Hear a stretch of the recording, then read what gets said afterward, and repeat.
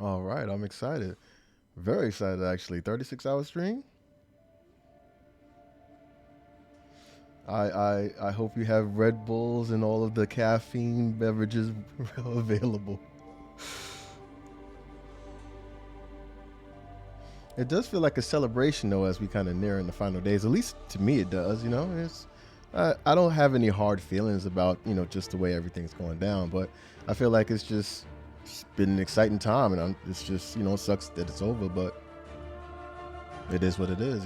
Generally speaking. Yeah, there's a little bit of sadness in it. Our favorite game kind of goes away, for lack of a better term. But yeah, there's no but on that, actually. That does suck, straight up. Alrighty. Welcome to part 8 of Legends on Legends, where I'm interviewing other Legends content creators talking about the game before it shuts down. And today we are joined by Sly Boogie. How you going, man? What is going on, Thin White Duke Star? What's going on, everybody? Cheers. What up? What up? What up? I got a lot of energy right now. Yeah, no, all good, man. I love to hear it. We will start off with... let's go for this one. How you going, man? How you been? I'm doing great right now. It's been a busy day, but I'm really excited to be here. I'm really excited to be part of this series. I'm 36-hour stream. I hold you. I could not do that right now. Yeah. So I'm really respect that. All jokes aside. Yeah, no, it should be good. And it's great having you on as well, finally. It took us a little bit of coordinating to get here, but we got here. And I do apologize for my tardiness, but yes, I'm really excited to be here and be a part of this series. I feel like it's important for the community and just the game overall, no doubt. Yeah, absolutely. I think it's great to get as many people together talking about it while we can.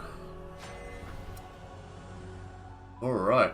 So, you've been making Legends videos for a hell of a long time, pretty much from what I can see. I mean, how did you sort of get started with it? I've been a fan since Skyrim, if I'm being honest. The original Skyrim on PS3 hooked me. As an open world game, it was the absolute epitome of immersion. I feel like I played it on the original release, played it on the PS4, and I kind of fell out once it got in the PS5.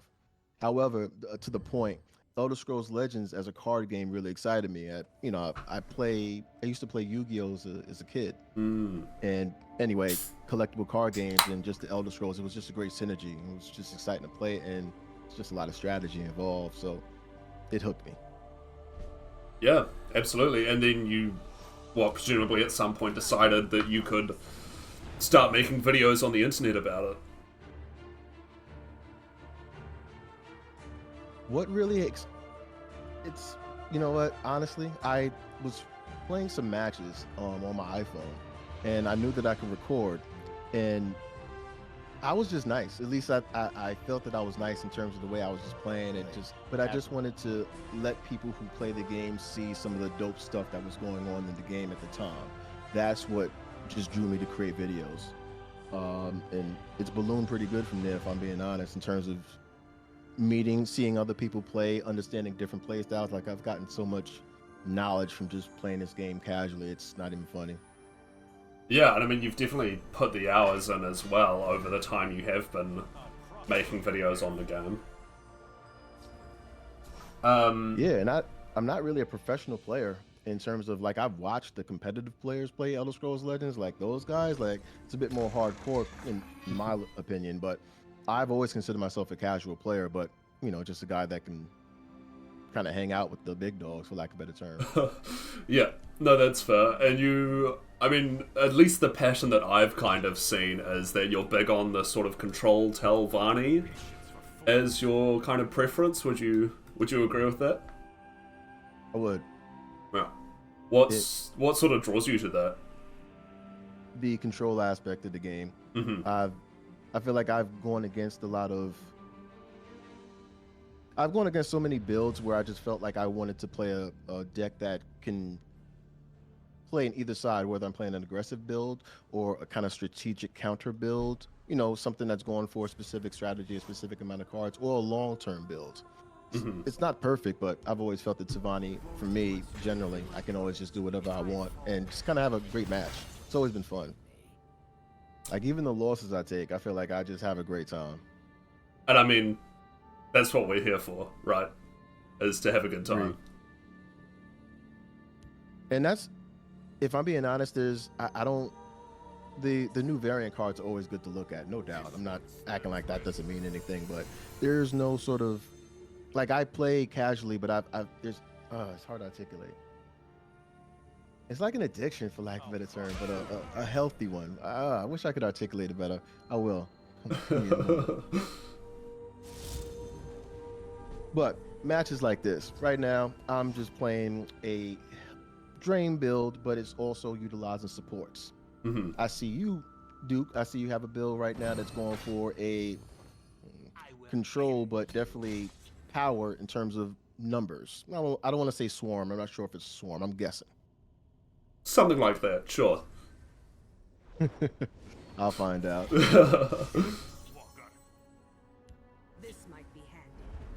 But yeah, how about yourself? What kind of, I'm speaking for someone who's new to this series that you have going on. What is one of the things that brings you to this game, excites you about it? Yeah, so I, like you, I came to it because it was an Elder Scrolls game. I have, like, basically zero experience with these sorts of card games outside of Legends. Well, I've played, like, a little bit of tabletop Magic, but, you know, that's always been in a super, like, casual setting. So I had little to no experience, and I actually started playing because so I moved out of home for study, and I only had a MacBook with me. I didn't have a PC, I didn't have a console, I didn't have anything. And the only Elder Scrolls games that run on a MacBook are ESO and Elder Scrolls Legends. And I'd never heard of this Elder Scrolls Legends, but I thought, you know what, I'll give it a go. And then here I am, like a year and a half later, making 4-hour-long YouTube videos about it. So one thing, hell of a come up. Yeah, one thing kind of led to another. But yeah, I mean, I personally am big on the sort of the deck building aspect. I like the creativity that you can sort of pour into how you play, not just how you play, but how you build as well. Yes. Just tell me who to stab. I And feel like there's a way that you can express your personality in this game, whether you want to be a person that kind of slams down strong monsters, or someone that's strategic, wants to put a specific set of monsters in a particular, you know, that type of combo build. There's ways to really express yourself in this game. yeah, no, I'd agree with that completely, and I think that's one of the great things about it, is that it appeals to so many different styles of player. As you say, you've got aggressive people, you've got the people who love control, you've got the people who want to do the, you know, those sorts of absurd combo decks and so on. Unstoppable rage. Yeah, and you can do all of that, so I think it's very special for the amount of sort of expression that it allows. Agreed. Just speaking on a point that you touched on earlier, you said that Elder Scrolls Legends was your first foray into the Elder Scrolls universe. You've never touched Oblivion, Skyrim, and any of those titles. No, so it was my first into card games. So I've played Skyrim and Oblivion and Morrowind a whole bunch, but I hadn't played any card games before. Copy. So yeah, I got into One it. hell of a welcome. Yeah, well, it's not a bad one either, all things considered. Absolutely, that's far from an understatement. So yeah, no, it was, you know, a completely different experience of gameplay, having not played games like this before, but I've really enjoyed sort of learning it and working through all the things. You know, you have to take a bit of time to learn the game and respect the game and so on. But it's been so much fun going through that process. It's a game that's like easy to pick up, but always been hard to master. I feel like that's always been a great appeal for it. Yeah, I agree with that 100%. You can learn quickly, but to get good at it is a different story. And this, I feel like the community's always been the best aspect of the game. Even though I wanted to save that for last, but the community support has always been what drives me to create more content. Even with like times where I just didn't, I don't want to say didn't care to, but I didn't feel like I had anything different to add. I guess for lack of a better term, in terms of a new style of play. But sometimes it just doesn't matter. That's how good, like how fun the game is. Yeah, and there's so many possibilities, right? Because I mean, you know, you were talking about earlier about Telvanni control. Just that term, Telvanni control, already covers, you know, so many different types of ways to play that one specific archetype.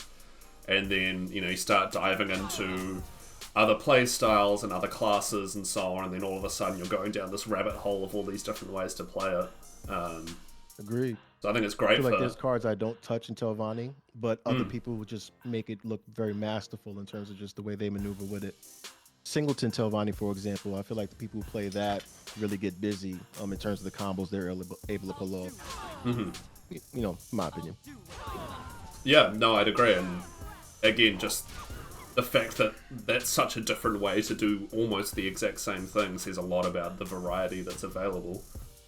Absolutely, 100% agree. It's like thinking about a fighting game, for lack of a better term. Like Street Fighter 6, for example, you can play two people can play Ryu, but have completely different fighting styles. Yeah, Elder Scrolls Legends give me that vibe. We must protect our stronghold. yeah, it's definitely just got Like, endless potential. Speak, citizen. Ooh, okay.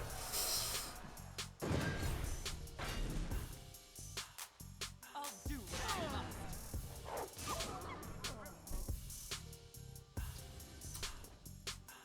must. Alright. You're not making my job easy, are you? Yeah, I'll go like this. And this. I so good for all this.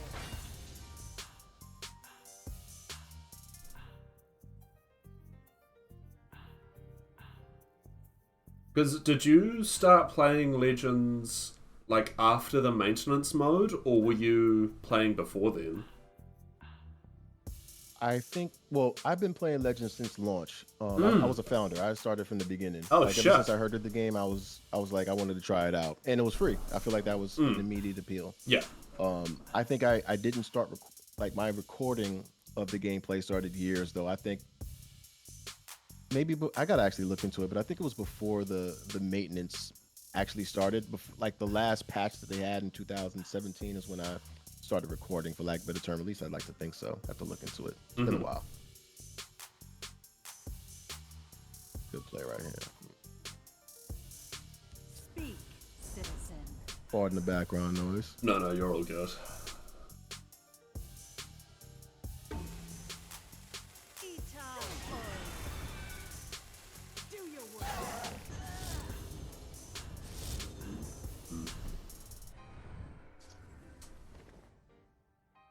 So tell me about one of your favorite builds that you like playing. Is this? Yeah. Sorry, I want to make sure I respect the name. Is House Hlallu one of your favorite builds, or is this kind of a play build, for lack of a better term? I do like Hlallu as a class. This isn't necessarily my go-to Hlallu build. I'm normally the sort of person who's got some elaborate, 12 card combo that I'm trying to pull off at some point. This one isn't quite that, but that's usually my go-to, and that's what I focus most of my videos and streams and so on about, because that kind of just ended up becoming my sort of, I guess, niche of, this is the thing I do. And I really enjoy that sort of stuff. It's super satisfying when you pull Alduin out of Altar of Despair, or whatever it is. That does work. So And that does suck to be on the receiving end of that. yeah. So that's my usual style, I guess. I do definitely like Hlallu as a class, just in general as well, though. There is murder in the air. In my experience, just playing with Arch as a whole, they're very great. Well, definitely got a lot of power right now, no doubt. Yeah, Archer has so much potential. the lethal is crazy. They can touch any creature anytime. Yeah, no, absolutely. I definitely got caught between a rock and a hard place here. Okay. All right. See what the last turn kind of move we can do here. That's not bad.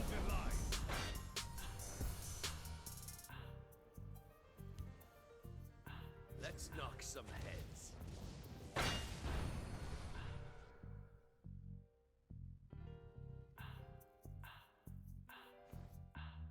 We'll hold no matter what.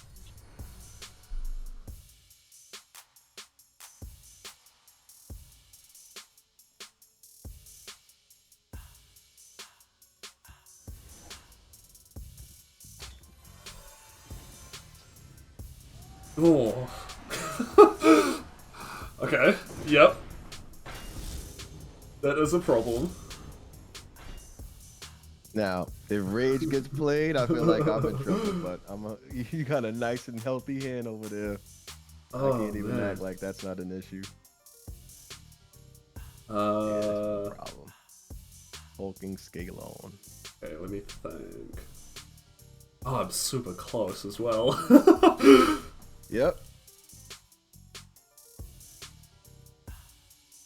Now you see why I was a little concerned about Rage. I feel like that kind of...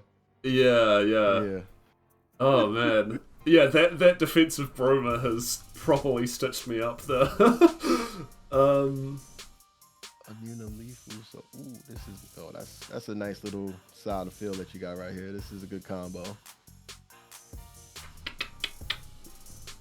Okay.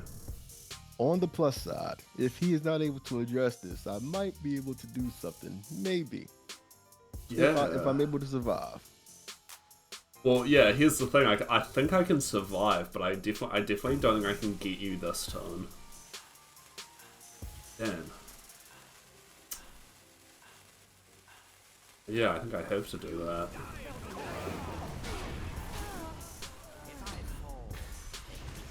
Sorry, I had to deliberate for a second there to see if I could find anything. Do your thing. That was a bit clutch. All right.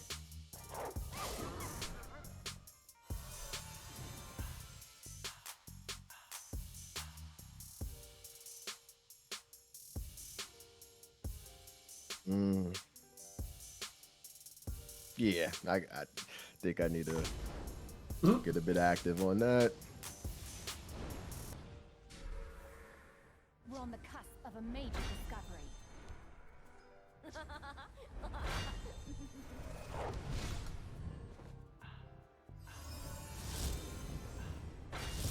Alright. Northern the Wolf. Double guard. Dude. Okay.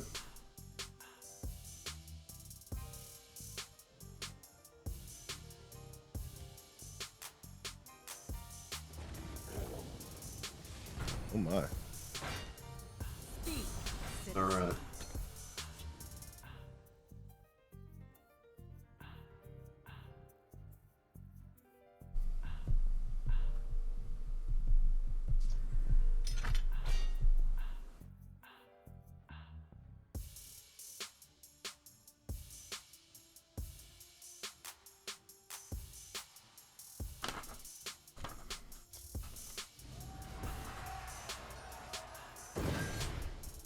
There's no problem in second place. Watch this.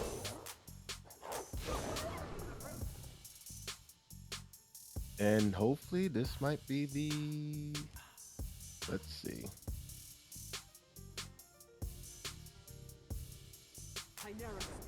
Ooh. Yeah, that's gonna do it. Nicely done.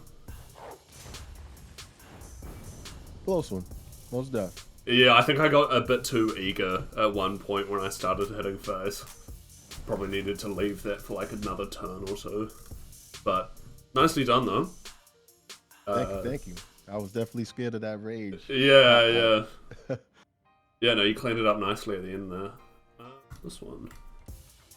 I think I will I will try. It's been a while since I played Hlallu. I think I can feel like I can bring a build in. Let's see if I can. Yeah, I'll try to match a different. I'll play Hlallu, but I guess my version. I feel like it's been a while. Go for it. Yeah, I think I'll.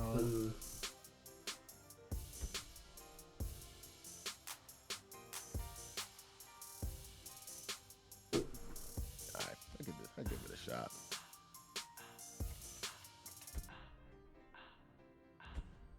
All right.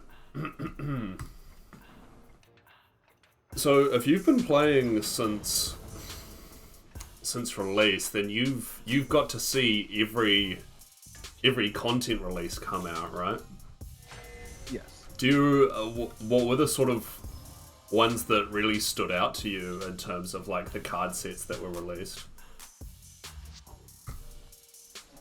I wish I don't have the exact name, but it was the content expansion that brought in Invasion officially. I feel like that expansion is what changed the game, for lack of a better term, in terms of just creating a different avenue for different type of play style altogether. Mm-hmm. Yeah, I mean, it's definitely a completely different way of playing the game than what had sort of been established previously. The 3-card attribute, honestly, was the best addition, if I have to be honest. The introduction of it altogether. I feel like that just expanded the game all the way. Yeah, I'd agree. I think, that sort of change just makes so much of a difference to every way of playing the game. It's different for control, it's different for aggro, it's different for combo. You can do so much more when you have access to all of those attributes. Speak, citizen. It allows you to shore up weaknesses that you couldn't otherwise do with the 2 attribute playstyle or build. I feel like that was it just created so much avenue to explore different types of possibilities, hence the playing the exact same build but in completely different ways. Like I don't touch Namira's Shrine at all, especially since they nerfed her. Namira's Shrine was much broken before she got nerfed, but I never played that card for some reason. Yeah, I don't really touch it much post nerf either, but it sometimes has its place. Oh no, it's a good card when played correctly. Yeah, that's what I'm probably gonna see.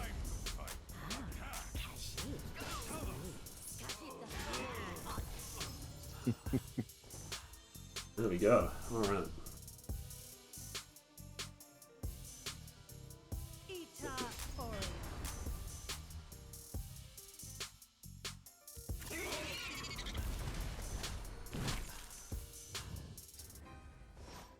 Ooh, okay. What would you say is your favorite expansion release in the game, or what would you say is your favorite expansion or favorite card that came out? I think I'd agree with you. I think it was Morrowind that the 3 attributes came with. So I really like the sort of avenues that opened, as we were just saying. What else? Ooh, hang on.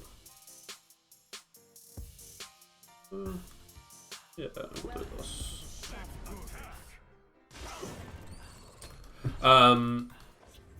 Isle of Madness, the story mode, that released all the split cards. I think it's a lot of fun. I like all the split cards sort of add to the game. So those are probably the story mode is slept on. Yeah, me anyway. Yeah, I mean, I just recently I've been sort of playing through all of them and recording them to keep them archived somewhere post shutdown, and they are a lot of fun to get through. Just sort of the weird environments that you're thrown into with all of the conditions that they give the AI and so on. I feel like the AI used to bother me a little bit. I prefer an actual person, but the AI, it was fun. I'm not gonna lie. I feel like some of the match stipulations I kind of wasn't for, in terms of it kind of limited you to playing a certain way. I feel like that was the only drawback story mode, but they had to, freshen up the pace in their way. So it's just a minor nitpick. Yeah, I don't think I'd want the whole game to work like story mode, but having it as an option, I think, is good for adding some, just a bit of different flavor. Great. And of course, it's great for the people that didn't care for the online play or just prefer to play casually. Yeah, exactly. Providing sort of a different way to play things. Oh, nice. And that's the Hlallu strafe. Easy pick apart. Ooh, okay. Wow.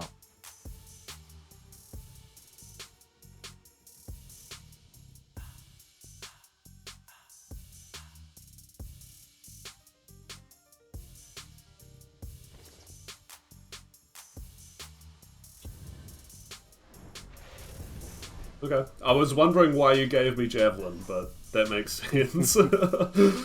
I promise you, the cards I had to choose from, I'm giving you pretty much the same thing. Fair. I'm just gonna wait. All right, let's get a little bit aggressive.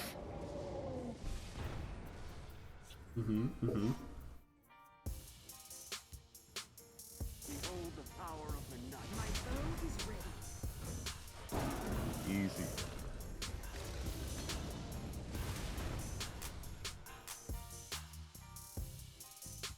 Wee. Ooh. Alright, yep. We must help the people of Varden. I really like this card, Duke Venom Drain. I do too. I think he's a lot of fun. He, kind of hard to work with, because this usually just happens instantly, but... In my experience, he's just simply hard to survive. He dies Yeah. pretty much play him. Every time. Yep. It never fails. Yeah, same here. It just... The guy never sticks, but... Here's a lot of fun, though. But no, it's a great card. Great combo potential as well. Should have been more. Yeah, I'd agree with that. Death means something. You're on... What would you say is the type of deck that you always win against? For lack of a better term. Like a build that you say and it's like, yeah, no problem. I know I'm gonna win against this. Ooh. This might sound crazy, but I am pretty good at getting around orc decks normally. They've Sorry, which build? orcs, warrior orcs. Okay. Yeah. Like just because I'm normally, I'm more on the control side of things, and I've heard people sort of complain, going like, oh, orcs are busted, da da da da. And it's like, well, not really. If you're playing like anything resembling a control deck, it's pretty easy to deal with them in my experience. But obviously sometimes I still get rolled by them, but usually it does okay. No, like orcs are consistent in the fact that they can always sneak up on you regarding their power. The fact that they can boost their creatures in different ways, attack and defense. Yes. They have a few supports that kind of help them in their favor. But the monsters do as well. Like they have a lot of utility when they work in unison. Yeah. Oh, orcs are definitely strong. I just find that once you get them to like turn 12, how much? Yeah. What can an orc deck do at that point usually? You're pretty much wearing them down. Yeah, correct. So Unless they play the 4 cost card, the 4 or 5 attack that limits everyone to 7 magicka, it's a wrap for orcs past 10, 11. yeah. No, that one can be annoying to deal with, but other than that, Only in the initial stages. yeah, correct. What about you? What do you usually steamroll? Oh, easy, hands down, invade. All day, every day. I see invade, I smile like, okay. Like, don't get me wrong, invade can have a OP hand and they can they can win off of that, no doubt. But in terms of if it's evenly matched or if I'm able to just remotely control a catch up, it's over. Mm-hmm. I mean, Usually their wall is there's been a few creative invade players who don't focus on the portal, the wall. Like they'll focus on maybe getting 1 or 2 buffs, but then they'll swarm the field with some decent attack creatures. I feel like I played the blue-yellow versions of invade that kind of worked that, for lack of a better term. But other than that, most invade players focus on the wall, the portal, and once you break that, it's over. Yeah. I mean, it's definitely a matter of how quickly they're able to snowball their invading. But yeah, as you say, if you can get the portal out of the way, they usually just give up pretty quickly. Yeah. It's fun watching them. It's always been fun for me watching like easy wins. I don't want to say easy wins. It's predictable wins for lack of a term. Like once you're able to kind of stop their flow, it's not really much they can do. Aside from a few creative players, but I feel like Tribunal's always been the build that always gives me the difficult matches every time, hands down, nonstop. Just the like super removal heavy ones. Tribuna just does too much in regard to their removal, the variety of access to cards. Mostly their way to just. I feel like Tribunal just naturally counters Telvanni. At least that's just how I feel about it. Yeah, no, I can see where you're coming from with that. Actually, I think you're probably right there. Yeah, Like for me, they have a significant amount of draw power from just unexpected places. Like they can access the graveyard with Ordinary and Necromancer, but there's the willpower card that allows you to draw copies of itself, and they can play Dark Rebirth on it to just multiply that effect. They can go plus in a majority of ways. Yeah, their utility and just overall just how do I put it? Like it's a jack of all trades deck. You can be aggressive with it. You can play control with it. Tribunal is kind of all around a good build if you play it right. yeah. No, I'd agree with that. Tribunal is definitely strong. Do you have a build that you feel like is like just difficult, or I don't say you get your ass bust by it, but that gives you problems for lack of a better term. Yeah, I think. I think it might be Empire as the one that gets me the most. Just the combination of having a New Era and Alien Guardians in the same deck always ruins me, eh? Yeah, that's probably the one that I suffer the most with. Telvanni can sometimes stop me up. But there's ways to get around it as well, I think. I'm not gonna lie, New Era. There is no answer to that, in my opinion. I feel like that card is just, yeah, it's a bit much. I feel like that's the only card I think that should cost 13. Yeah, that's fair. And I mean, especially since you can get up to 13 in Empire anyway. Easily. Easily. Yeah, just you can't look at a New Era next to the Red Year and say that those are, balanced off each other or whatever. Not at all. The fact that the Red Year's at 1 is ridiculous when you consider New Era. New Era should be at 1. Yes. Easily. Oh, yeah, I'd agree. That should be a limited card. Yep. 100%. Even if you could leave it 11, but leave it at 1 cost, like 1 copy, and I feel like that would balance it immediately. 3 copies is nuts. Yeah. But then again, I feel like Tullius Conscription, a 12 cost card that allows you to summon 1 creature each that costs 2 or less. I feel like that should be limited to 1 as well. But that's my opinion. Yeah, well, they did. That card is bonkers. They did nerf Conscription, but it is still really strong for what it does. Let me just let's do this one. See if I can pull this off. I am in the mood for Skillsworn. Skillsworn? Sweet. Yeah, I'm in the mood for that. It's been a while. Like, I'm definitely got to do a live session. I just realized I should have invited the chat in just for people that's tuning in and whatnot. Shout out to anyone watching, of course. Appreciate y'all tuning in, always. Yeah, and as I say, this will be a YouTube video at a later date as well. Heck yeah. So, yeah, good stuff all around. Is there anything specific you're looking to do before the shutdown? Honestly, I was working on like a top 10 series, but I feel like that's, I don't want to say redundant, but in terms of archiving it, I don't have enough time to do it for all the expansions that came out. And I don't feel like going through old recordings. I wanted to kind of keep on new recordings and obviously kind of just do it in a fresher way compared to the past. But anyway, that kind of got shut down with the announcement in November. Yeah. Yeah, no, that's fair. Yeah, at one point I was considering doing a deck for new players where like it's super cheap on what it costs to craft all the cards, but again, like what's the point in doing that now? Sucks too. I've always been curious about the resource cost for this game in terms of the maintenance. Whether there's just not enough people available to work on this anymore, like they've just ported to other titles, other work. But there's not. I feel like there's just opportunity to keep this game flowing.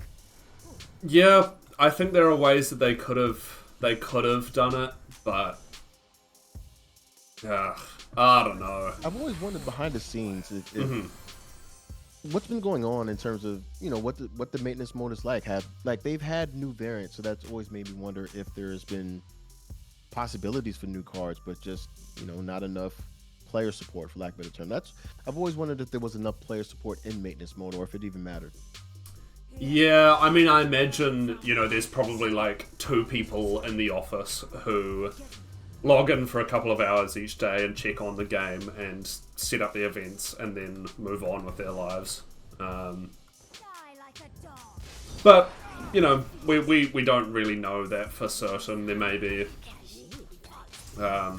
there may have been a potential for it to get more cards, and I mean, I think ultimately the decisions probably come from a higher up in an office somewhere who's been like, why are you wasting all these resources on this game no one really plays? Which that sucks, but it is just a business decision at the end of the day. And business has, I mean, negatively, speaking in terms of how business has been in the game industry, it's not a secret that there's been so many job cuts, job losses that to me, it was no surprise when they kind of came through. Like, it's a long time coming. Yeah, no, I would agree with that completely. But yeah, it is a shame. I've had some great matches though, in terms of the variety of play I've had. What's the NPO clan in particular? I feel like that's a clan that made me realize how widespread this game is. Like, I spoke about watching competitive players when the game was really popular, when Bethesda was supporting it, for lack of a better term. When there were more ads for it in terms of encouraging people to kind of come through, and there were kind of major esports players, for lack of a better term, playing.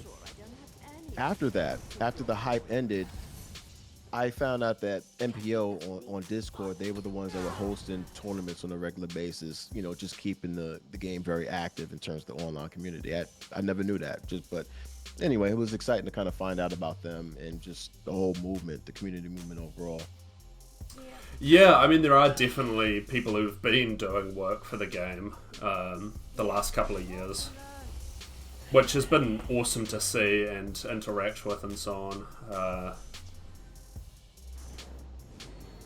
And do you have a particular content creator that you favor or have watched before you started recording? Daryloth was the one that sort of really got me into the idea of, I could make videos about this. I liked the way he approached a lot of his videos. And it was just kind of one of those things where it was something I kind of half thought about for a while, and then it was like, you know what? Yeah, I could do this, right? I feel you. It's that part. Yeah. Like where you felt you was good at the game, it's like, yo, I could record this as well. It's nothing. Yeah. That's how I felt. Yeah. No, I'd agree with that. So it's But now Daryloth, I watched his videos as well when he first was on, and he had a more classical approach, with his videos and gameplay compared to mine, which I appreciated more. Traditional decks and just traditional style of telling. And when he went into lore in terms of going into that aspect, just took off with that. Yeah, I mean, he's really blown up recently, which is awesome to see. But yeah, I agree that he definitely had a very sort of classic approach to making Legends content. Different avenue. I feel like a lot of people gravitated and reached out to that. Yeah, absolutely. The person who I watched before, like, I started recording was the Wargenator. And he was... I can't explain it, but he was just very just easy to watch. He Yes. had a very just brief explanation to the build he was playing, why he was playing, and certain cards he liked, and it was casual. It was just very chill all the time, and I just appreciated that. He had a different build every time. I was like, damn, this guy plays a lot of cards. But then I was watching his matches and comparing it to mine privately, and I was like, nah, I could really bang this out. You know, let me show y'all something. Anyway, it was his videos that kind of motivated me to jump into the game. Yeah, his videos are great. We had him on for an interview a little while ago, and he's also just great to talk to as well. I'd imagine. So, yeah, big props to him for the work that he's been doing. Yeah, he's been a while. I think I'll be mispronouncing his name. Justin. Yeah, I don't know the last name, but there's a few content creators that started way before, the OG content creators. Shout out to them. Yeah, definitely. Justin Larson, is that who you're thinking of? Yep. Yeah. That's what I didn't want to butcher the last name. It was Justin something, but he's also another person I feel like he was more ranked competitively. He was, I think he was more of a professional player, but nonetheless, he had some great fucking builds as well. Yeah, absolutely. He did some really great work for the game. Absolutely. Yeah, I mean, and that's the other great thing is there's been such a wide variety of people who've been making, videos or streams or whatever. And you've got, the hyper-competitive people who are pushing Legend every single month, and you've got people who are just messing around, playing builds they think are fun, and people who are somewhere in the middle. But yeah, that variety has been awesome to see and great to be a part of as well. 100%. Watch and learn. Stay down. I'll even newer content creators that try to come in the game right now. Time to join the Yeah. I don't have anyone that comes to mind, but I have seen a few newer content creators trying to also do their thing or talk about Elder Scrolls in a different way. So I've always appreciated how there's just different ways to talk about this damn game. Yeah, It's a card game. completely. Yeah, well, that's the thing is it's so simple on the surface, but there's so much depth to it at the same time. speed, citizen. Like the way the cards tie into the actual Elder Scrolls universe. I've always appreciated that. I feel like the lore videos Dilo puts out really shine a light on that. Yeah, no, I'd agree with that. The forest is my strength and my courage. By Stendar's breath, we are ready for battle.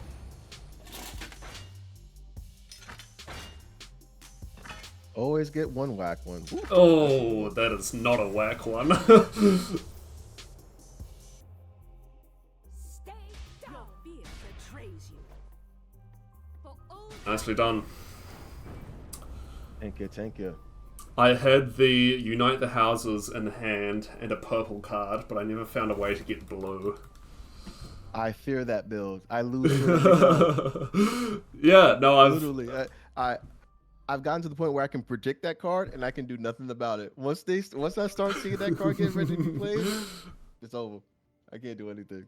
Yeah, well, that's And I usually find out when it's too late. Like usually my opponent's building up an insanely large defense,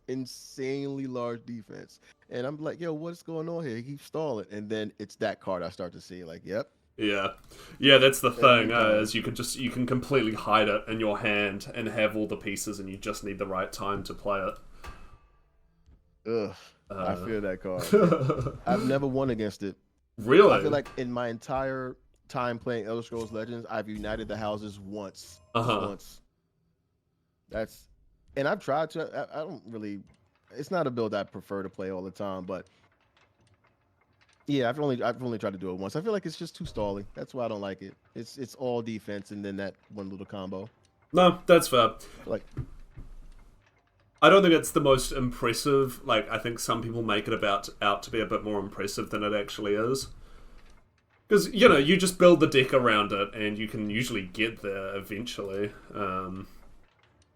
But with the tricolor attributes, it made it much more easier to even get that card in play now.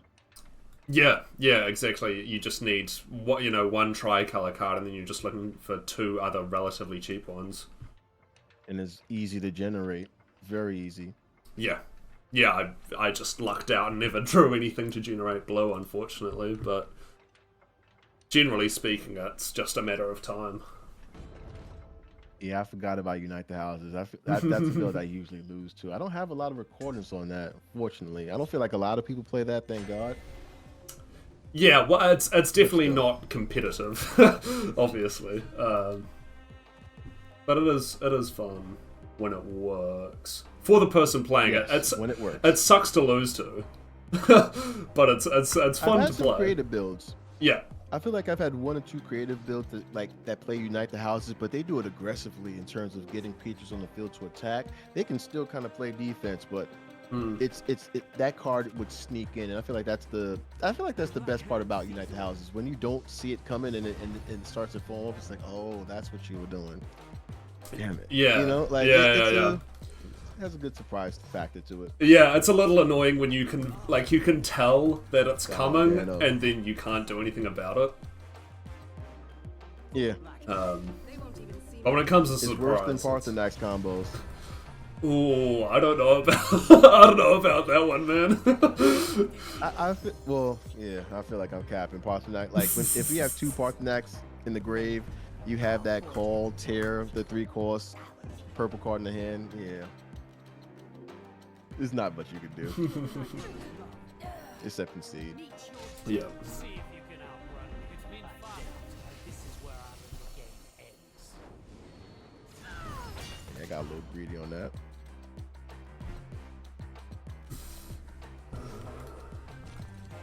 Nice try. Care to go again?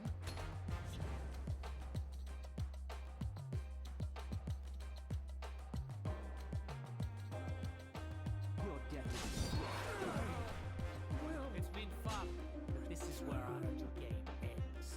Outside of the series ending, did you have any, I guess, forays into other titles that you were thinking about? Yeah, well now my plan is just to move on to the regular Elder Scrolls games. Skyrim, Oblivion, Morrowind, so on. I've You been plan on covering them all, or? Yeah, I'd like to eventually. Okay. I've very gradually been working through some occasionally when I'm streaming, and at some point you do get a bit sick of Legends. So when that happens, I'll switch over to Skyrim or whatever for a bit. And that's been fun to work through. Not feel you. Steal from folks who ain't using it. That's the I feel like I've played Skyrim, and I feel like I have a thing about repetitive videos or not adding something kind of different. I've Yeah. thought about playing Skyrim, but it's I'm just playing it. I've seen better people play Skyrim where it's I'll be excited to watch someone else's take on it versus me create my own video on it. Yeah, you definitely need to I think find a oh no. Oh, I got something good. Nice. All right, well, change of plans.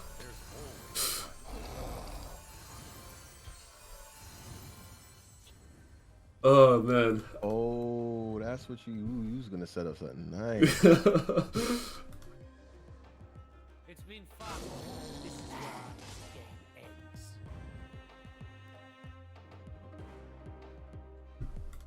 But yeah, what about you? Do you have any plans for your channel Sweet meat. after, the inevitable? I've been playing Marvel Snap. I feel like I'm gonna officially start making some. I'm not gonna go crazy with gameplay the way I do with Elder Scrolls Legends on Marvel Snap, but I just plan on talking about some of the cards that's just been released. I feel like I just really like the artwork and just some of the card combos. Marvel Snap is, I don't want to say simplified, but it's very less complex compared to Elder Scrolls, but it's still fun nonetheless in regard to the fast-paced gameplay. So I feel like I'm gonna gravitate towards making a few videos for that and probably expand from there. Yeah, I mean, I've heard relatively good things about Marvel Snap from people who have been playing it. Obviously people who've been playing this game have been searching for something else to play. And that seems to be one that's been fairly popular. Have you ever tried Hearthstone? No, I haven't. That's one I've had very mixed reviews on, so I'm kind of Hey, hands off my goods. not super excited about the concept, but I could probably be convinced. I just don't think I'd be making videos on it for my channel specifically. I feel you. Hear and obey. No. I tried to play it way back when I wasn't really feeling it at the time, but uh-oh.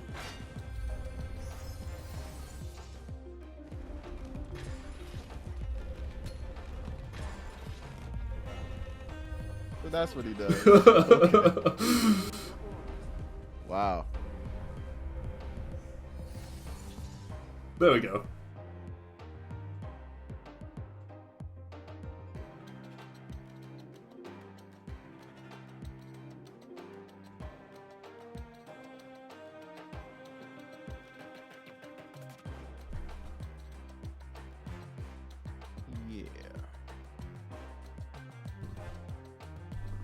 Yeah, this can stay. For a second I thought it might, but no, that's completely fair. That thing probably shouldn't be left around. I have no idea what to say to that combo. Bastard, that's just nuts.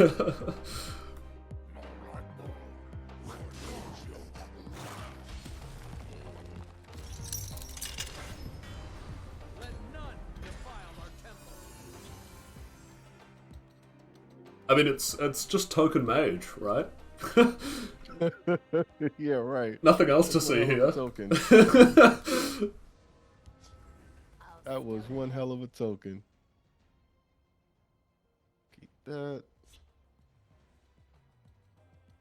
Yeah, this is problematic right here. But no more. Ooh. Speaking of rage. Oof, lucky card. But yeah, this ain't. Yeah. Hey, pulls off my goods. No time for pleasantries. Potions, sweetmeats, get your supplies here. I like the build you've got going on here. I've kind of done the veteran. I'm a big fan of Riven Purveyor's effect in regard to just reducing the cost of creatures in the build. That's a similar attribute. I feel like it's just a very slept on card. Yeah. It has a lot of synergy as well. Yeah, I'd agree. I think it's super useful and works really well with a lot of different things. They won't even see my blade coming.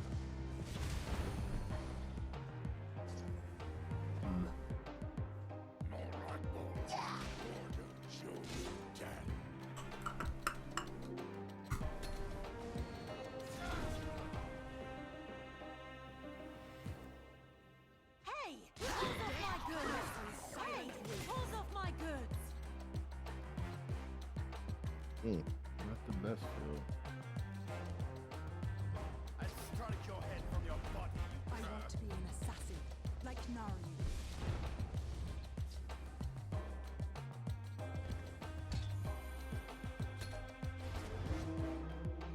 your order. Kind of running out of steam here. Hey, pulls off my goods. We know.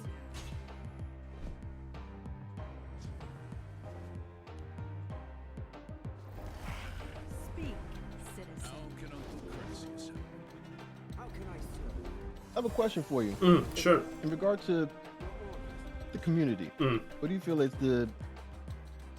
I won't say a negative aspect, but an aspect of the community that you prefer that's less preferable to you? I don't want to say like what's a shitty thing the community does. Like, I've always felt the rage on people that play a particular type of build, like, you know, hating on them in a particular style. I've always felt that was kind of corny.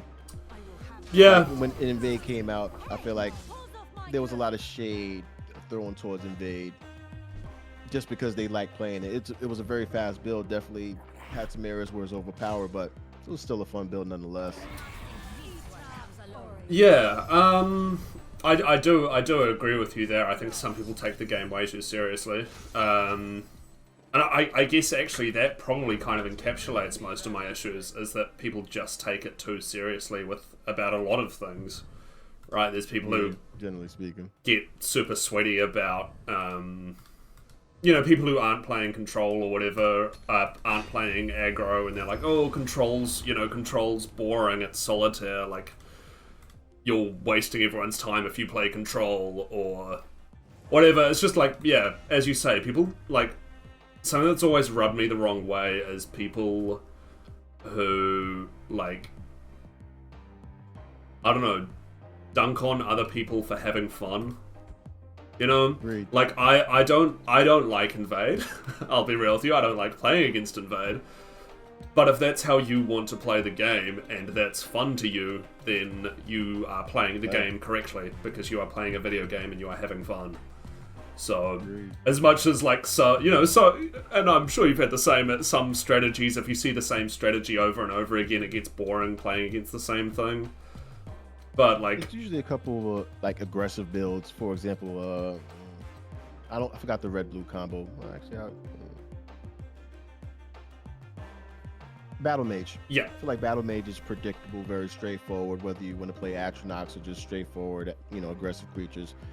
I feel like those builds, I don't want to say are annoying, but yeah, I don't prefer to go against it. But it's part of the game. There's always going to be aggressive players that just want to shoot to the top of the very fast builds, and plenty of avenue for that. Yeah, and again, like, as I say, the thing that bothers me the most is just if I see the same thing over and over again. Like, there'll be some days where, as you say, those sort of, like, Prophecy Battle Mage or whatever, if you come up against, like, 5 of those in a row, it's like, what am I doing here, you know? Yeah, and those builds are insanely fast. A Prophecy Battle Mage, I'm not going to lie, if I get below 7 health and it's turn 4 or 5, I'll just give them the game. I'm not even going to waste time, because even if I attack them, they'll just put something in the field to pretty much get me next game. It's usually nothing I can do.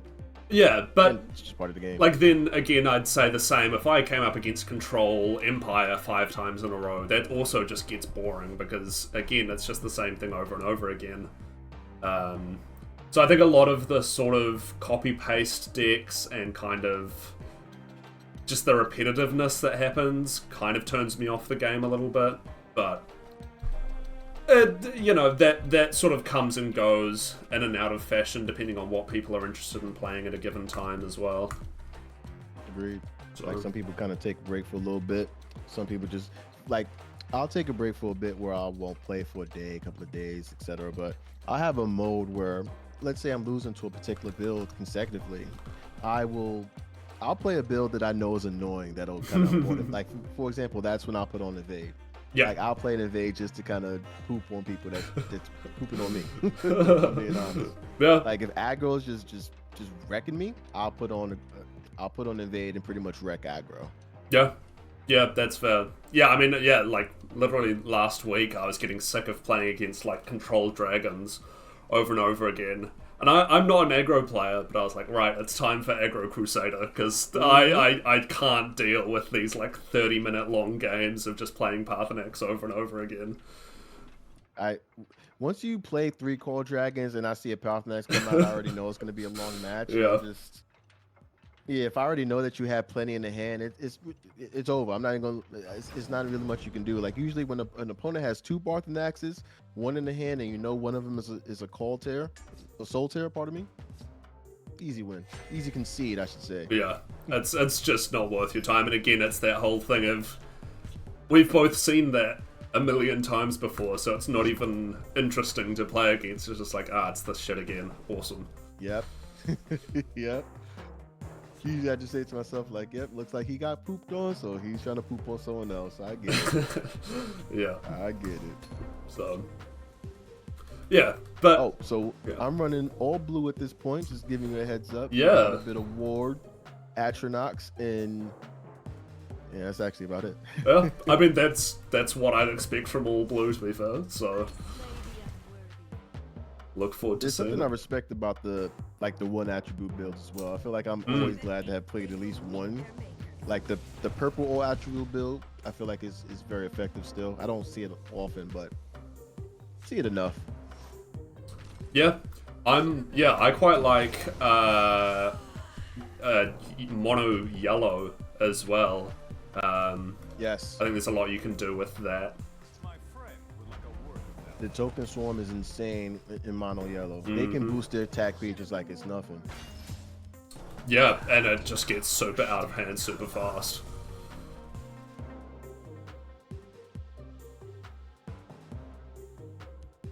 They best not anger me. All too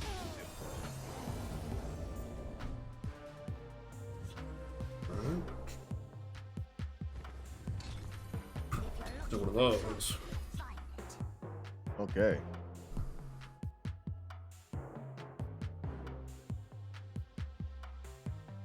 What is your favorite card if you had to pick one? Not necessarily what you think is the best, just a personal favorite. Personal favorite. Gotta think on that one. I would say I like the Divine's Experiments. Just in regards to the artwork, the synergy, I think it's the 11 cost card that's in the backdrop. Yes. But that's the only reason why I like it. I feel like I like the card kind of, the effect of duplicating it and the artwork kind of mirroring that, for lack of a better term. Is that pretty fire? It stands out to me. Mm-hmm. Yeah, that's fair. Yeah, it is a very cool card. For what it can do.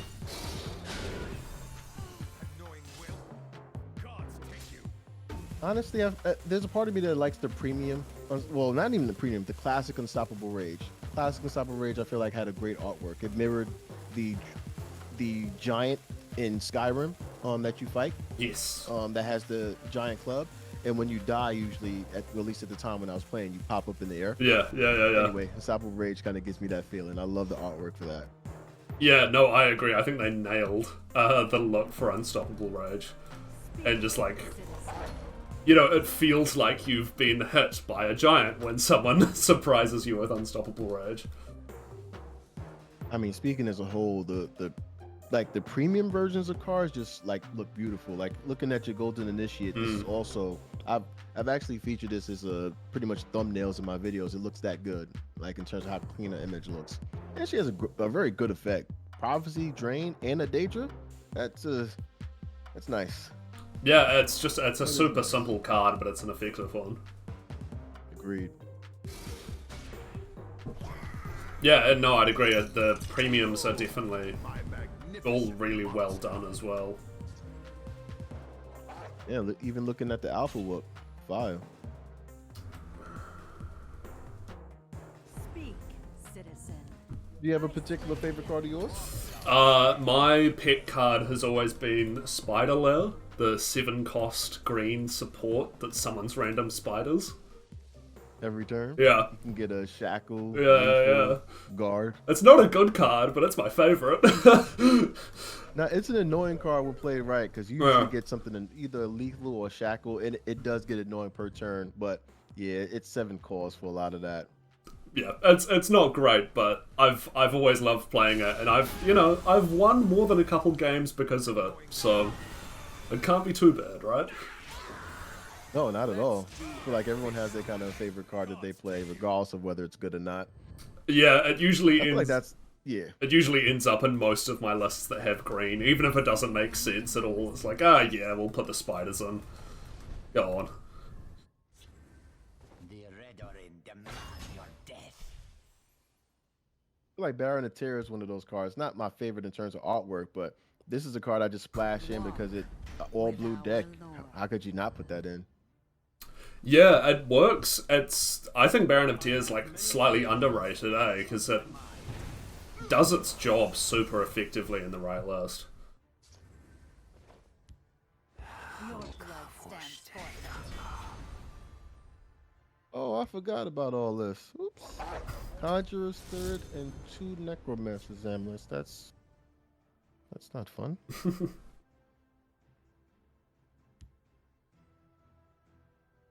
Watch yourself now.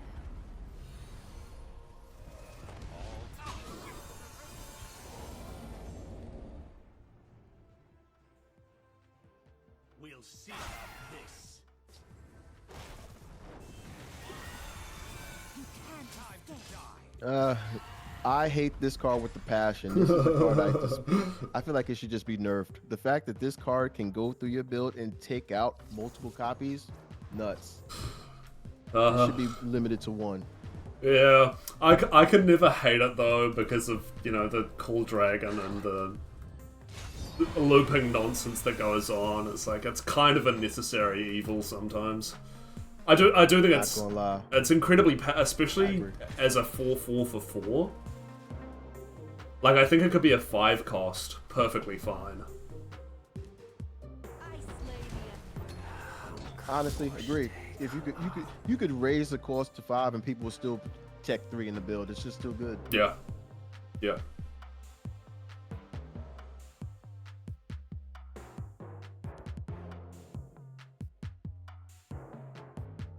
This might be handy. You know, now that I think about it, I feel like if they should have done one more patch on this game where they just nerfed a whole bunch of cards, where they just made it limited. New era. Mm-hmm. Maybe even semi-limited. If that would make sense, like have cards limited to 2. Like Red Deer, you can play 2 copies of that. It's not that broken. It's a great card, no doubt, but 2 copies is not gonna. Actually, no. You combine that with Nkano, maybe. Yeah, I feel like. I think one more balanced patch would have made a world of difference. There are so many things that are just slightly overpowered that if there'd been one more fix, there would have been so much more play happening post maintenance mode. 100% agreed. Maybe even buff some cards as well that don't see the light of play. That'd have been cool. Yeah, I'd agree with that.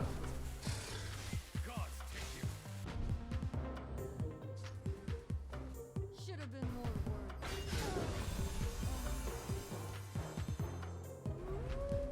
I smell the stench of the living. Now I think we'll see about this. You can't escape. Yeah, GG. nicely done. Alright, I'm gonna pull out one of the real good ones here. Give me a second. All right. Oh, Daggerfall. Duh. I like Daggerfall. I think it's a This is an slept-on class. Sorry, I didn't mean to cut you off. Go ahead. No, you're all good. I was just gonna say I think it's slept on for like not item decks. I love item decks, even though they're not. I don't think they're good competitively, but this is an example of a build I just love to play regardless of how low tier it is. Like I just play it for the fun of it. Yep, no, that's fair. I never expect to win with Daggerfall. It's just it requires a bit more setup, and my opponent usually can stomp on it. But yeah, it's still fun nonetheless. Yeah, well, I've been sort of playing around with like I guess like a Rage Daggerfall or a Slay Daggerfall, using like the vampires and all the red cards that have Slay as well. Because then you have access to stuff like Mentor's Ring that you wouldn't have access to in, you know, Slay Ebonheart or something. How's the combo potential? Do you require a lot of setup for that, or it's kind of a easy kind of put down and play type of build? It's not too bad because you have access. You know, you have access to a lot of ramp, so you can get to the point where you're playing your Rage on the same turn as your big vampires or whatever, or you're setting up a charge creature with Mentor's Ring and then, you know, completely wiping your opponent's board and so on, or dealing a ton of damage to face all at once.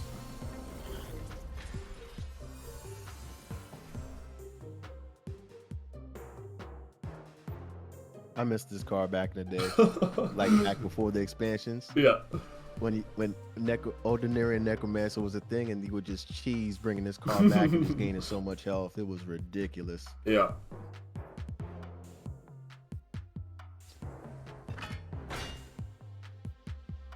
Found me out on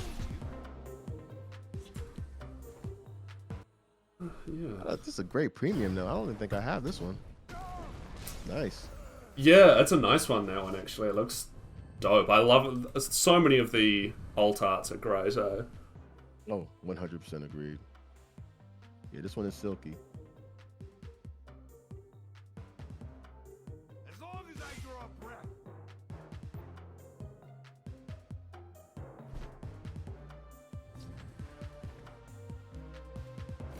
Oh, new shoe. This is different. This is an example of a card I wish they would just have buffed. Yeah. Like make that like a 4/6 or something. Not saying it's a bad card. It's not gonna lie, great artwork. I haven't seen it in such a long time. I can the sharpest looking Ooh, one in these okay. isles.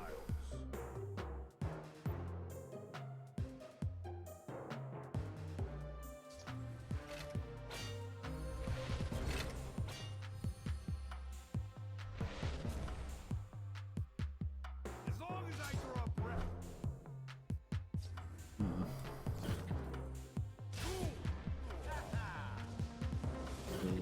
Lord. Don't worry about it. It's all good. See how they like someone who fights back. Talk about a card you haven't seen in a while. Wabajock.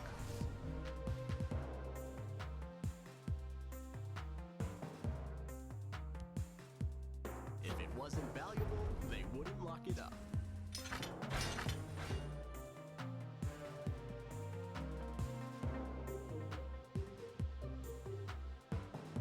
As long as I get off the grass now. Okay. Don't leave any of them alive. Don't leave any of them alive.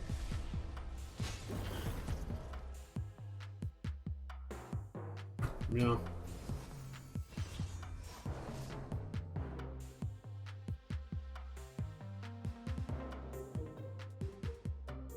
This find belongs to me.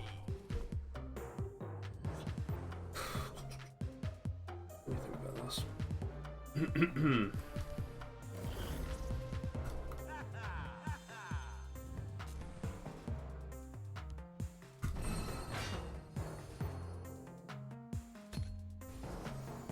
Okay. Are there any like particular mechanics that you're a big fan of? Like I'm a big fan of Slay for just chucking into all sorts of things. But is there any that sort of stand out to you? Aside from Slay, I do respect Slay in terms of the effects and the way you can kind of I feel like Slay has some of the most unique effects in the game, especially considering Night Mother, Game Ender. Yeah. So if I was to say outside of Slay, mechanics. I'm not gonna lie, I've appreciated how Breakthrough and Unstoppable Rage kind of created its own kind of style of play. If I'm being honest, you have ways where you can. The classic way, I believe, was where you had a large monster, I guess a heavy attack monster, Belligerent Giant, for example, the 7-cost creature that 7/4 that you can pop a creature back to the hand or destroy a support, and then the next turn you will play Unstoppable Rage. I feel like that was the introduction to Breakthrough and Rage. But as you were able to start increasing your magicka, it made different avenues for Breakthrough and Rage to kind of come through. So I feel like that's a mechanic I more or less respect. Yep. No, that's fair.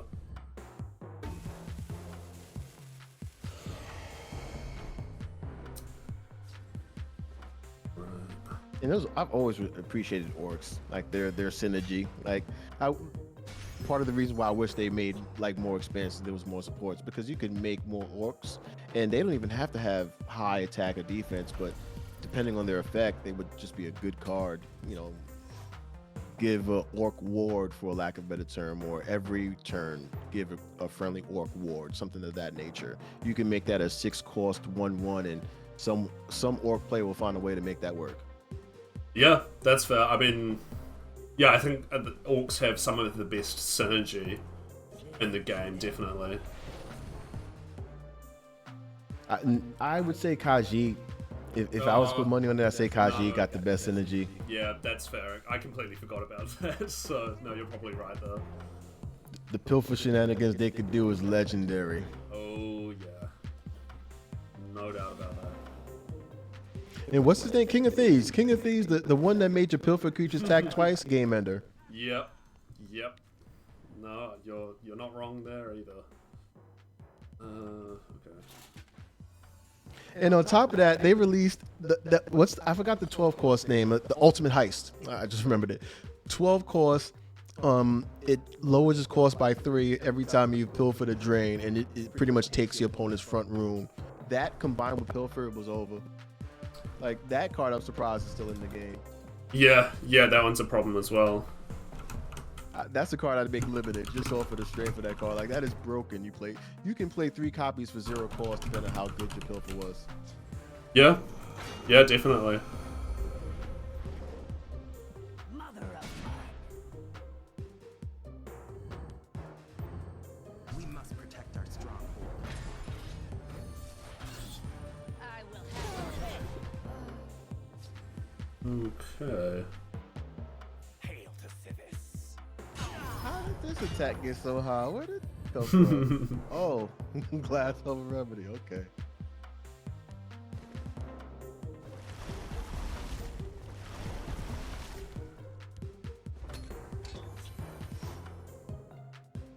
Ooh. Oh Lord, it's over next time.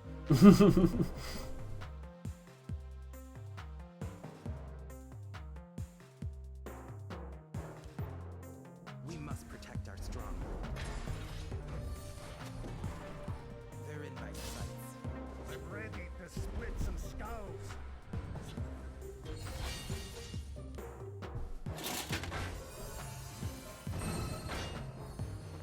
Interesting. Huh? Hail to Sivis.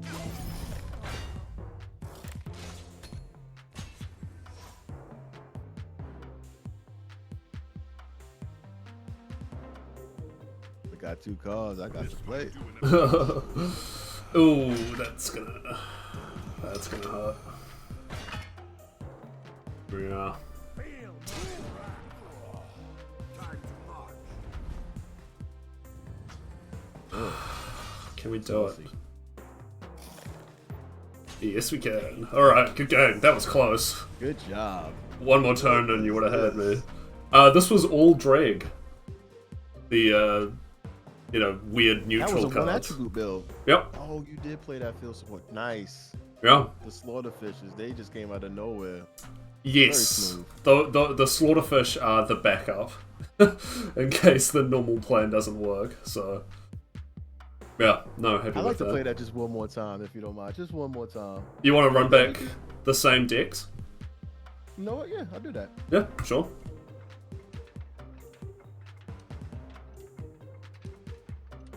Yeah, hopefully I'll get some better items in the hand. Hopefully quicker. Yeah, I mean, that Master of Arms would have completely had me if it had been a different turn, so... It's definitely got potential. Well, no doubt. Alright. You know what? Let's respect this curve.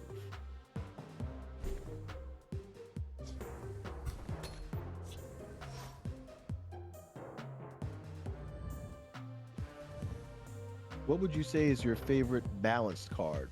Like a card that you can say, yep, this card is good just the way it is. Perfect. Oh, that's a good question. There's one... There's one that... Oh god, I have to think about this now. I know there's one in particular that I think is really well balanced. I just need to think what card I'm actually thinking of.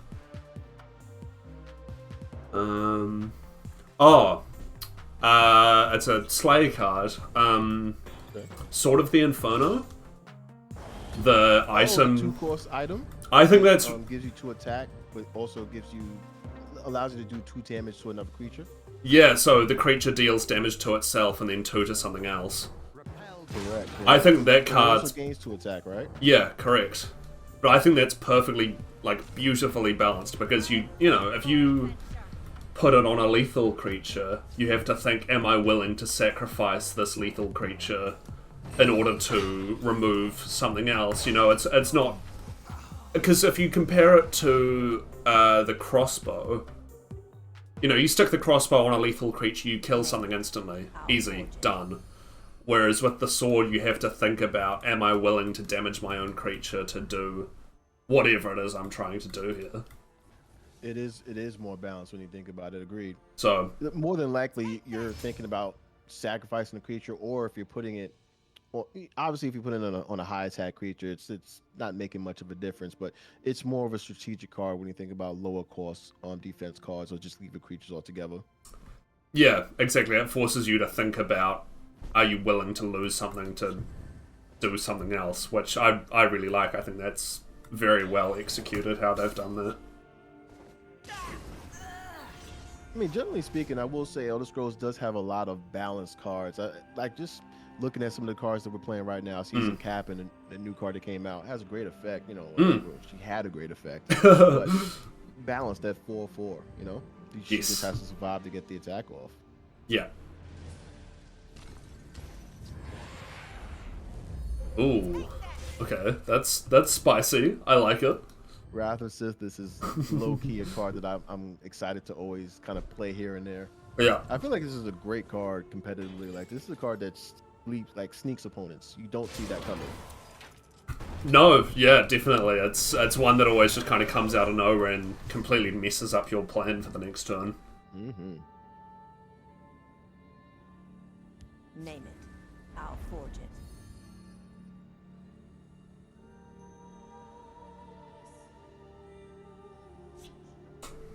Take that!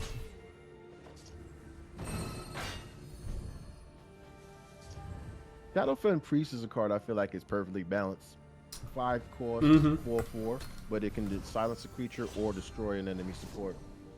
Yeah, no, I'd agree with Pretty that. good at that effect. Yeah, it's very, like, it's efficient, but it's definitely not overpowered at all, either.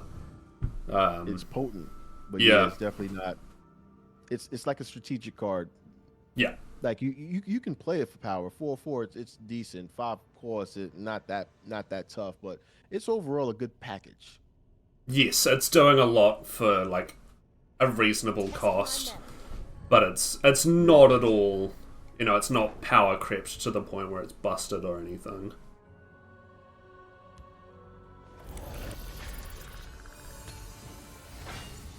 Yeah, that one hurts to play from hand. 7 Magicka.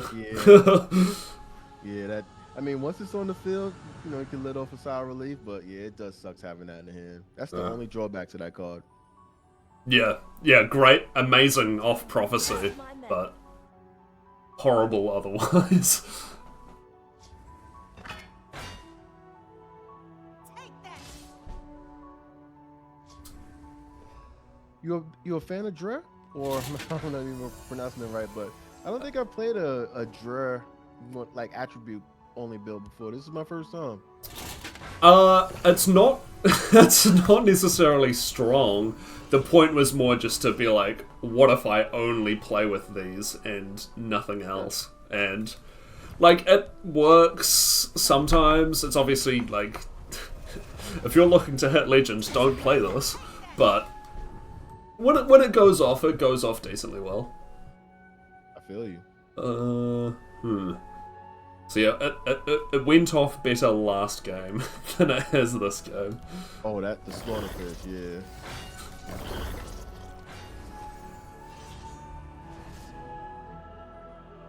Time to test my metal. Time to march. Oh man, I don't see the alternate for that guy very much, but he looks mean. This was the I think it came as a reward for one of the weekend events, but Lord knows I forgot when.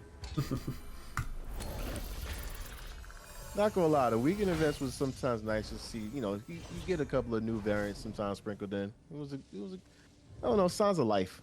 Yeah, absolutely, and it was something to sort of go. You know, I never was like planning to do them or, you know, sort of looking forward to it. But if I'd log in and it's like, oh, there's a new event available, it's like, oh, mean. This is something extra I can do this weekend or whatever. So they were definitely always a nice touch. Yeah. Oh wow, I forgot to put a item on that. Chili rabbit. Face me, dog. Alright.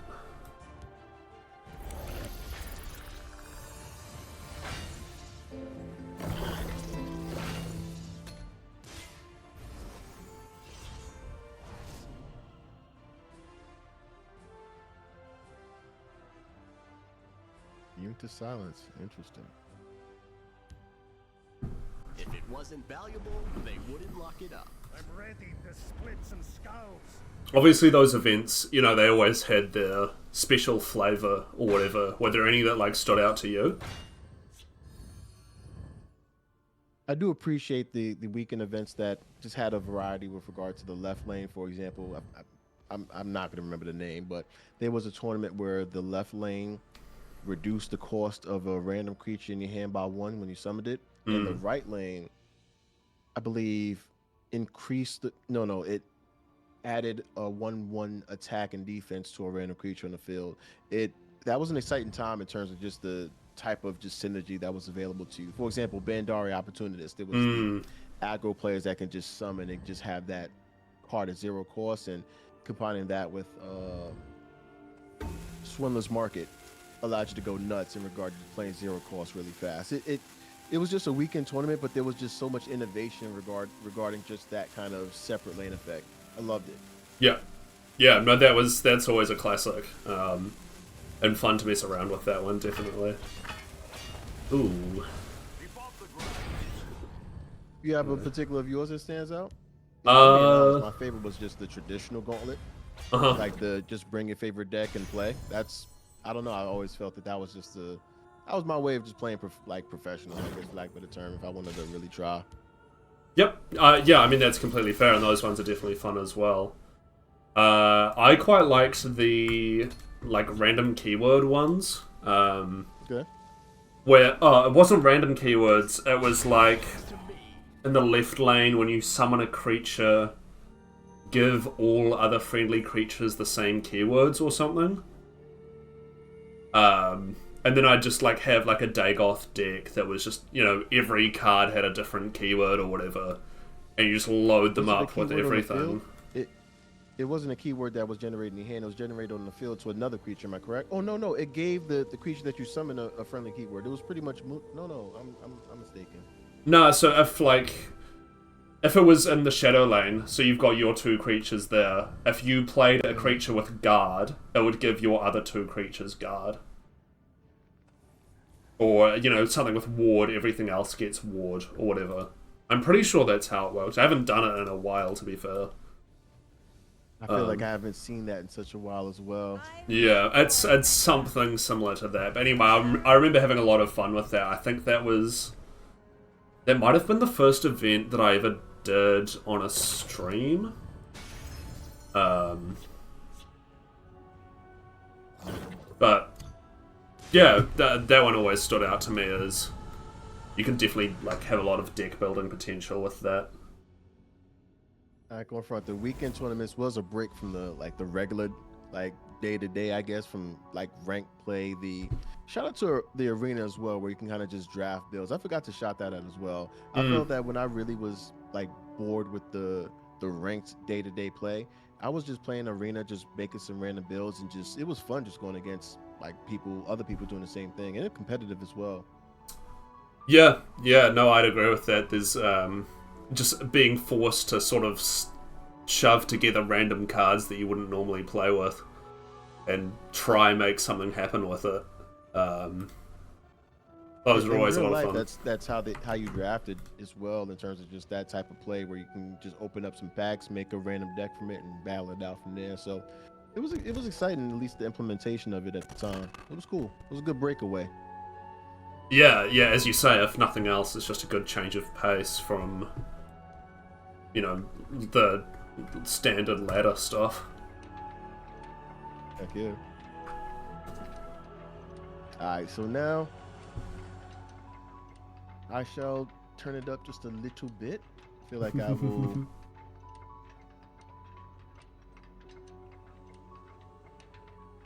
play one more kind of combo based build and wrap it up. It's what's not wrap it up? I'm not sure yet. I'll work on that. All good.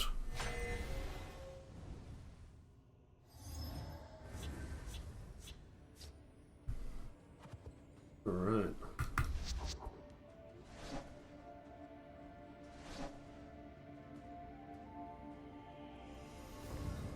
What are you gonna miss most about the game? Oh, the competitive nature. Mhm. Just the people that there's people that I'm used to seeing online. Obviously the Dan MPO's a player I usually see, and it's usually a great time, great match. A Yep. Ross, I don't see that much. He's usually too high up on the leaderboards for me. But usually when I bump into him, usually when I was like really, going hard, it was always a pleasure to get in the match. Even though it's more than 9 times out of 10 a losing match, but always a fun one. Yeah, He always had definitely. something up the sleeves. So I've always the competitive nature of the game is always going to be the sweet spot for me. Yeah. Yep. No, that's completely fair.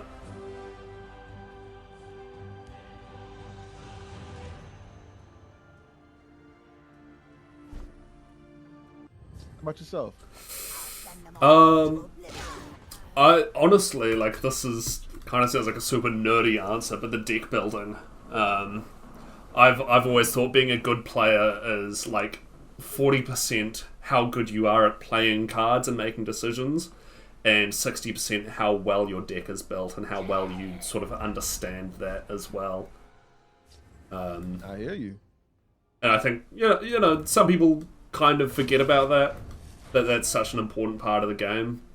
Just knowing how your deck works. And also, there's a bit of pride as well that comes from building something completely new from a fresh start. And then you test it out for the first time, and then it works, right? Like, it's such a satisfying feeling of, I didn't know if this thing was going to do what I wanted it to, but it did, and it's awesome. So I do feel you on that. The confidence where you create a build for the first time and you kind of whoop someone with it, and it's like, the combo pieces kind of line up the way you want. yeah, I feel like I'm not top tier in that area. I feel like I've had, I'll create a build from scratch, but I'm often testing it out in terms of, testing out in competitive play, which is, I don't feel like is a smart move, but it is what it is. Like, I would take a build and test it out, but I would take a lot of losses, but I would pretty much use those losses to kind of tinker with it, see what works, what doesn't work.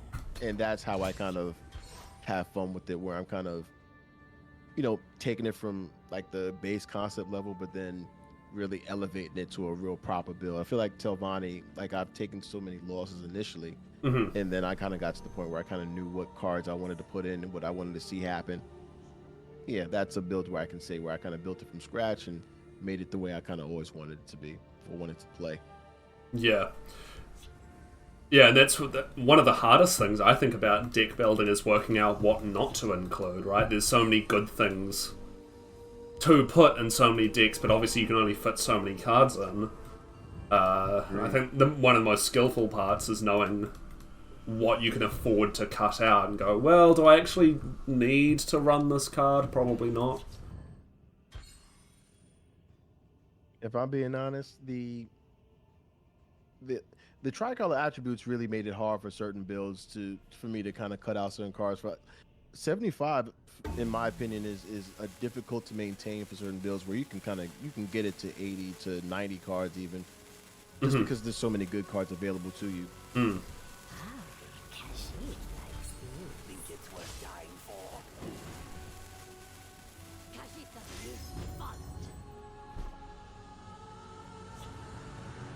Alright.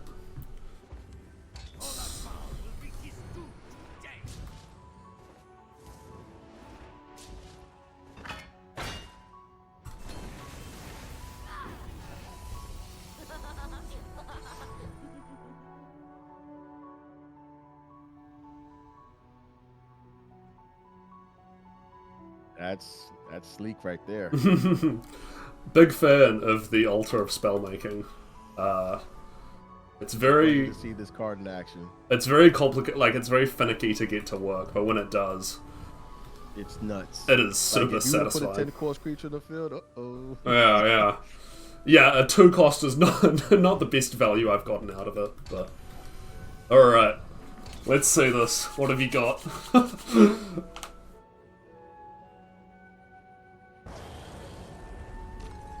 Trying to make sure I don't mess it up too much. Ooh, okay. Yep.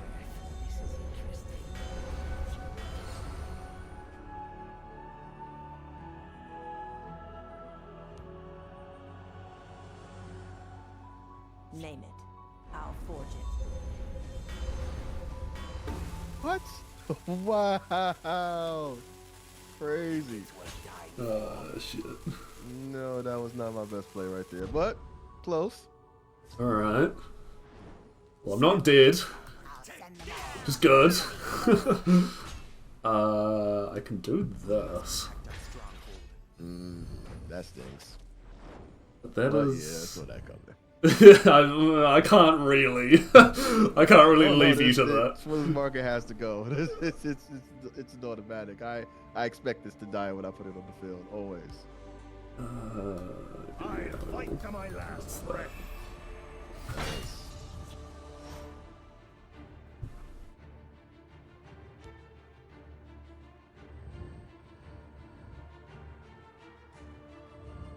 I'll fight to my last breath.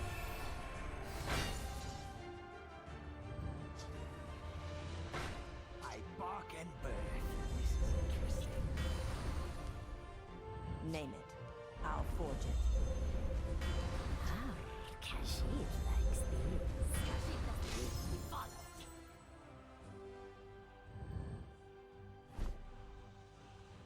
Alright, what have we got? We're on the cusp of a major discovery. I know just what to do with this. Oh, nice. Ooh, okay. The reach is ours.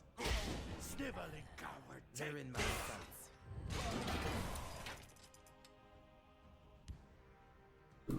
Fighters Guild stands ever ready.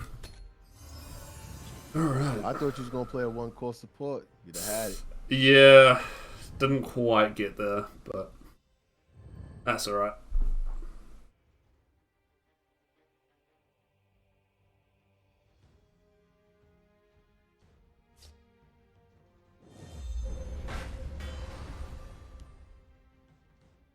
Ah, Kashid likes these. The reach is ours. Kashid doesn't need to be followed. Kashid doesn't need to be followed.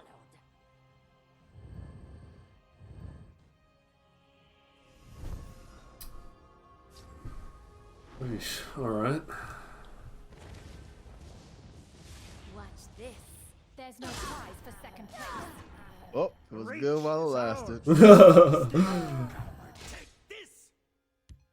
Get it? Unfortunately for Swiller's Market, it's pretty much like Orcs. You get to turn 10, 12, and it's the opponent still got life. You cooked. Yeah. I like the reflective automaton Ring of Lordship. I don't think I've seen that in Swindlers before. Say that again? The reflective automaton with the Ring of Lordship.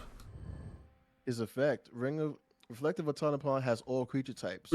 Ring of Lordship gives the same type as the wielder, one less. So basically, Reflective Automaton, that combo gives you. Remember Rim and Purveyor, the 4-cost creature that I was playing with the Dark Elves to reduce the cost by 1? Yeah, yeah. Ring of Lordship and Reflective Automaton is the same combo. It pretty much makes every creature in your hand cost 1 less. It makes it easier to play 0-cost cards. Yeah, yeah. Yeah, I just don't think I've seen that in Swindlers. In market decks, even. Yeah. It was good to, like, I used it to resummon the Bandari Opportunist, and at the time, they would cost 0 cost, so in combination with Swindler's Market, pretty much be reusing the effect. Yeah. Yeah, no, it's cool. I'll fight to my last breath. There you go, just like that. Like that.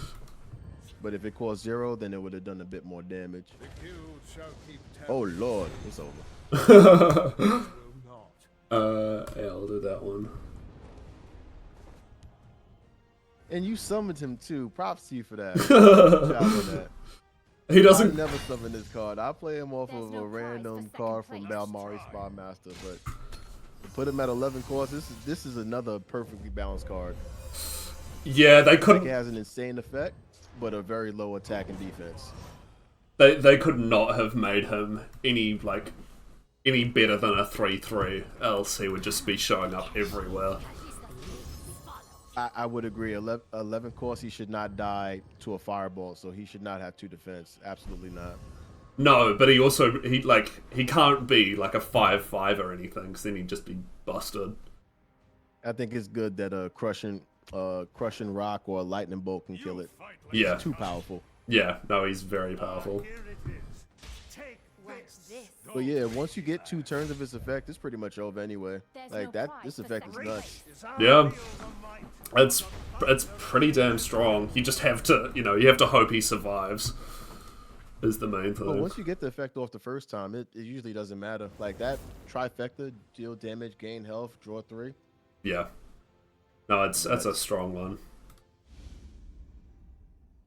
But I think I will call it, Mr. Duke. Sweet. In terms of closing it out, if that's all right. Yeah, of course, man. No stress. It has been an absolute pleasure just being a part of this overall session. I'm looking forward to just watching it, and obviously the previous chapters and all that. But yeah, thank you for having me. I really appreciate it. Yeah, of course, man. It was great having you on. Glad to finally have a chat with you. I've been wanting to get you on for ages, but we got there in the end, which is the important part. Oh, hell yeah. So Right on time, I guess, for lack of a better term. yeah, well, yeah, this is getting close to the end of it. So yeah, thanks again for coming on, bro. It was mean chatting with you. And good luck with the very short rest of your Legends career, whatever's left of it. 3 days worth, technically, but Yeah. yeah, it'll expand a little bit further after that. Again, Duke, appreciate you having me on. Everybody listening in and just tuning in, appreciate y'all watching. And of course, like and subscribe. Show your support, as always. And yeah, I will get at y'all later. Man, good to talk, bro. Likewise. Cheers. Later. Take care. So we've all moved on, obviously, but I thought it potent to end it on my terms. First and foremost, thank you to you, all the viewers. I appreciate you all rocking out with me. The development of this channel would be nothing. My content overall wouldn't be much without your support. The likes, dislikes, comments, I read them all, and I do use it to improve. I appreciate every single word that's been put on this channel over the last few years. Support is real. The journey continues. And yeah, I'll see you on the next video. Cheers.